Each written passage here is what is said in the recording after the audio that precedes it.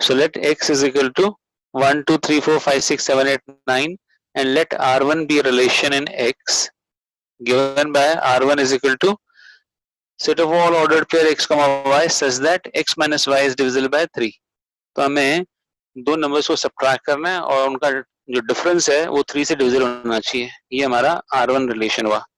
R2 relation क्या है? Be another relation on x given by R2 is equal to set of all ordered pair x comma y such that x comma y is a subset of 1, 4, 7. तो x comma y दो elements लिखेंगे, वो दो element किसके subset होने चाहिए? 1, 4, 7 के. और या फिर दूसरा R2 का दूसरा मतलब क्या है कि एक हमने सेट बना दिया x comma y which is a subset of 2, 5, 8 या फिर x comma y it is a subset of 3, 6, 9. तो show that R1 and R2 are equal. तो अगर हम ध्यान से देखें तो ये 3, 6, 9 सभी क्या है? सभी 3 से डिविजिबल हैं. 3 आ रहा है इनका, अगर इनको सब्ट्रैक्ट भी करेंगे ना उनका डिफरेंस 3 आएगा. 3 आएगा या 3 का मल्टीपल आएगा. 9 minus 3 6 होता है, 6 minus 3 3 होता है, 9 minus 3 6. तो ये 3 के डिविजिबल है. और इनमें देखो इनको हम क्या लिखेंगे कि इसको ऐसे कर दें कि अगर मल्टीपल ऑफ 3 देखें तो उसमें +2 ऐड कर दो. जैसे 6 में 2 ऐड करो, 3 में 2 ऐड करो तो 5 आएगा, 0 में 2 ऐड करो तो 2 आएगा. तो इसमें ये 3m + 2 टाइप है. ये तो 3m है और ये 3m + 2 टाइप है.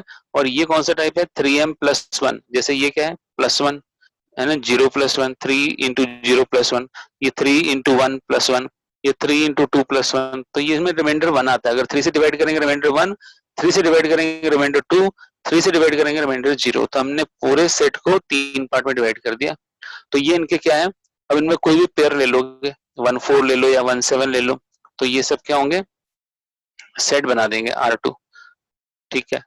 तो जब हम फर्स्ट R1 सेट बनाएंगे उसमें भी क्या करेंगे? x और y लेंगे. तो x और y कौन से लेने पड़ेंगे? x और y ऐसे लेने पड़ेंगे जिनका डिफरेंस 3 से डिविजिबल हो. तो 3 से डिविजिबल होने के लिए अपन को क्या करना पड़ेगा?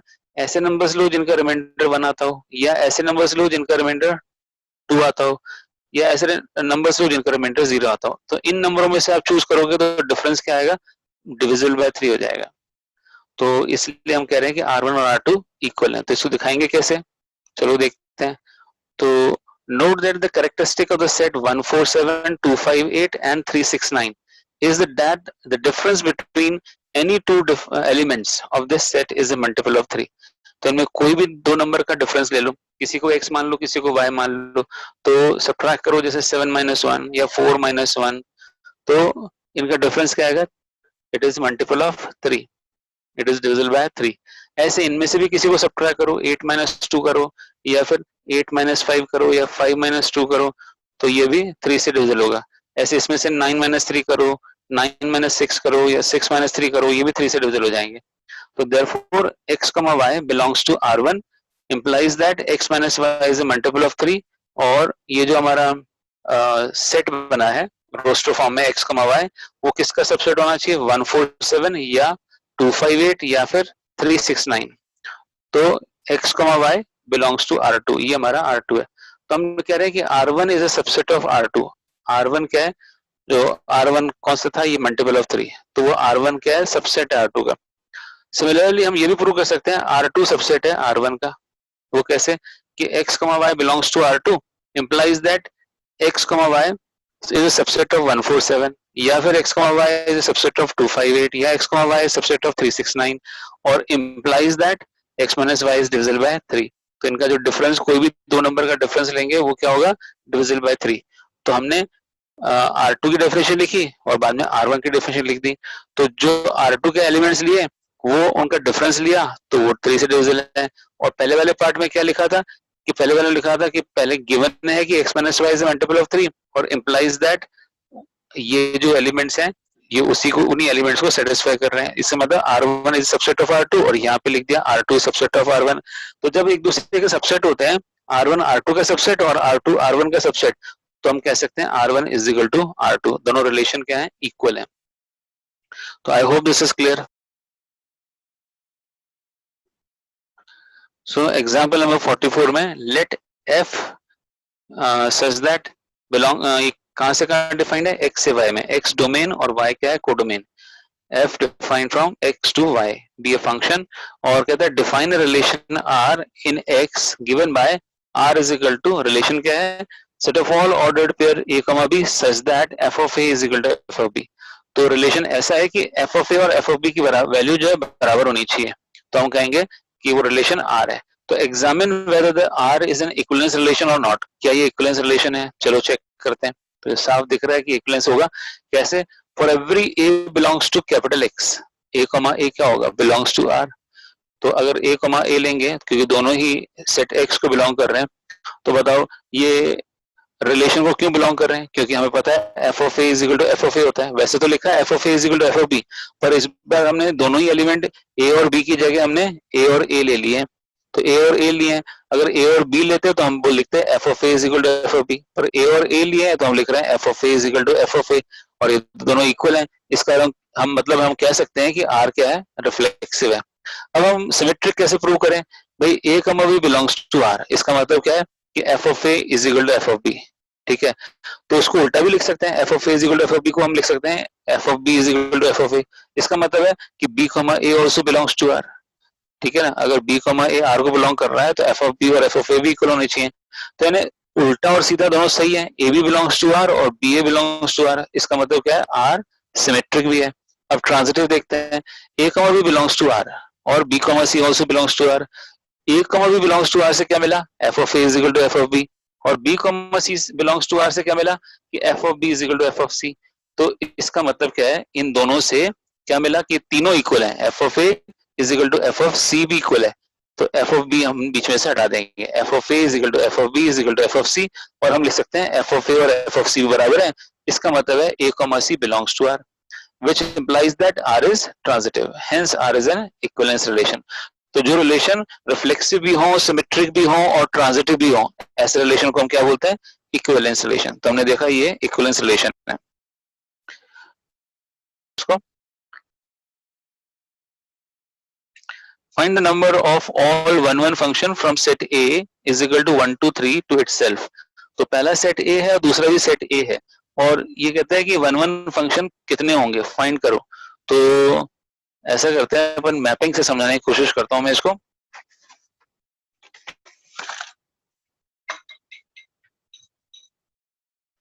तो मैपिंग में हम कुछ इस तरह से लिखेंगे,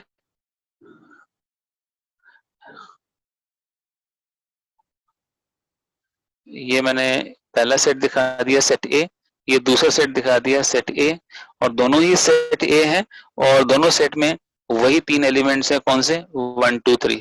तो यहाँ लिख दिया मैंने 1 2 3 और यहाँ भी लिख दिया 1 2 3. अब ये फंक्शन 1 1 है. तो मैं बात कर रहा हूँ पहले 1 की, जो इस 1 की बात करेंगे. ये 1 हमारा किसी तीन एलिमेंट से एसोसिएट हो सकता है. हमारे पास चॉइस कितनी है, इस 1 को किससे कनेक्ट करें. इस 1 को हम 1 से कनेक्ट कर सकते हैं, ठीक है ना. तो इस 1 को हम 1 से कनेक्ट कर सकते हैं, 2 से भी कनेक्ट कर सकते हैं, 3 से भी कनेक्ट कर सकते हैं. तो इसको कनेक्ट करने के हमारे पास चॉइसेस कितनी है, 3 चॉइसेस हैं. तो अपन लिख देते हैं there are 3 choices for connecting the first element यानी 1. तो 3 चॉइसेस. अब मानो हमने 1 को कनेक्ट कर दिया किसी भी एक नंबर से, मान लो मैंने कनेक्ट करा, किससे कनेक्ट करें भाई, मान लो मैंने 1 को 3 से कनेक्ट कर दिया, ठीक है. अब बताओ 2 को किससे कनेक्ट करें. 2 को कनेक्ट करने के लिए हमारे पास चॉइस कितनी रह गई. तो 2 को कनेक्ट करने के लिए, क्योंकि हमें 1 1 बनाना है, तो 3 से तो ज्वाइन नहीं कर सकते, तो हम या तो 2 से करेंगे या 1 से करेंगे. तो 2 को कनेक्ट करने के लिए हमारे पास 2 ही चॉइस बची. तो 2 चॉइस बची, इसलिए हम क्या लिखेंगे, यहाँ पे लिखेंगे there are 2 choices for the second element. तो मैंने 2 को मान लो कनेक्ट कर दिया किसके साथ, मानो 1 के साथ कनेक्ट कर दिया. तो अब हमारा थर्ड एलिमेंट बचा है. थर्ड एलिमेंट क्या है, थर्ड एलिमेंट हमारा 3 है, और 3 को किससे कनेक्ट कर सकते हैं, हमारे पास 1 1 फंक्शन बनाना है ना. तो न तो हम 3 से 1 से जोड़ सकते हैं, क्योंकि अगर 1 से जोड़ेंगे तो मैनी 1 हो जाएगा, न ही हम 3 से जोड़ सकते हैं, फिर से मैनी 1 हो जाएगा. तो हमारे पास एक ही चॉइस बची है, 3 को हम 2 से ही कनेक्ट करेंगे. इसका मतलब क्या है, हमारे पास चॉइस कितनी बच गई, एक ही चॉइस बची है यानी 1. तो इस तरह से हमने देखा कि टोटल 1 1 फंक्शन बनने के कितने बनेंगे, 6 बनेंगे, यानी 3 फैक्टोरियल बनेंगे. I hope it is clear.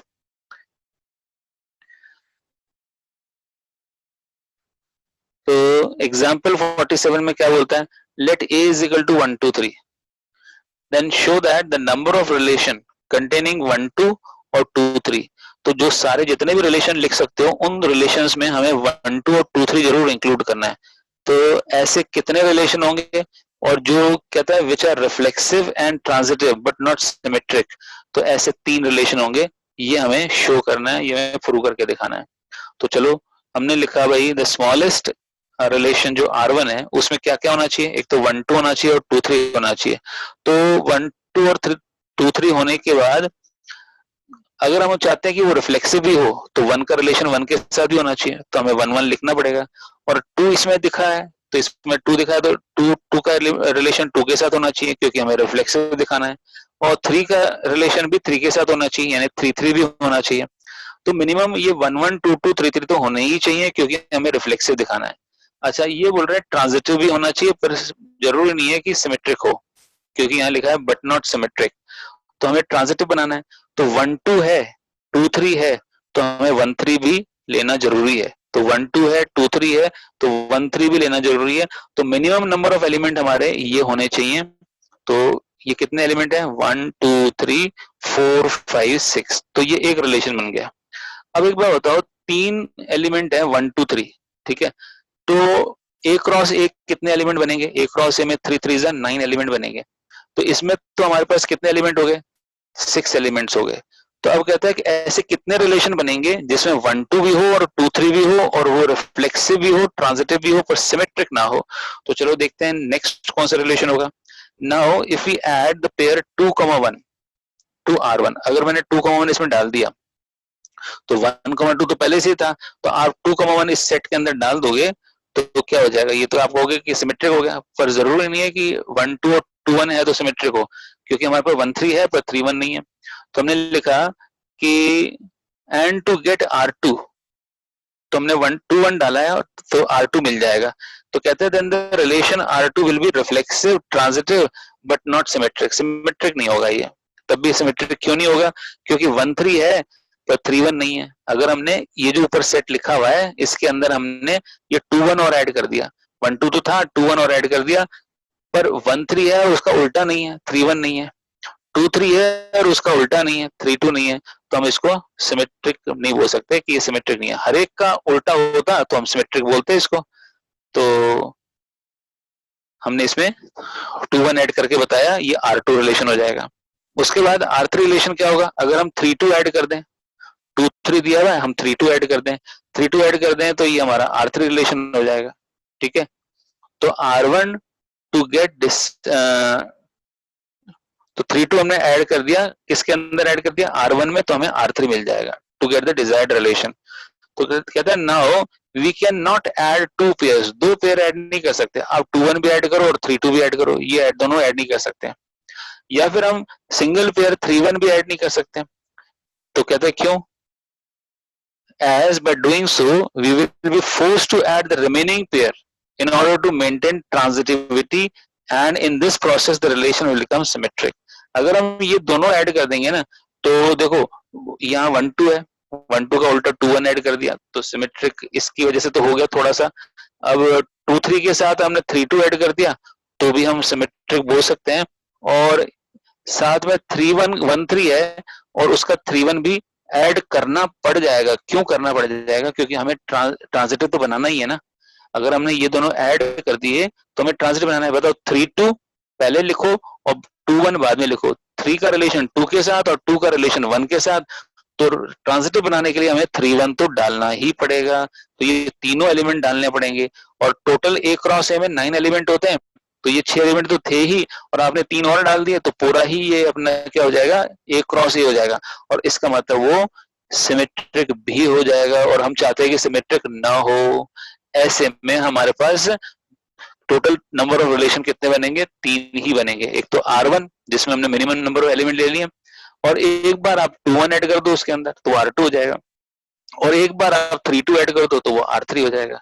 तो इस तरह से हमारा ये 3 रिलेशन होंगे जो क्या है उसमें 1 2 होगा, 2 3 होगा और साथ में वो रिफ्लेक्सिव भी होगा, ट्रांजिटिव भी होगा, पर सिमेट्रिक नहीं होगा।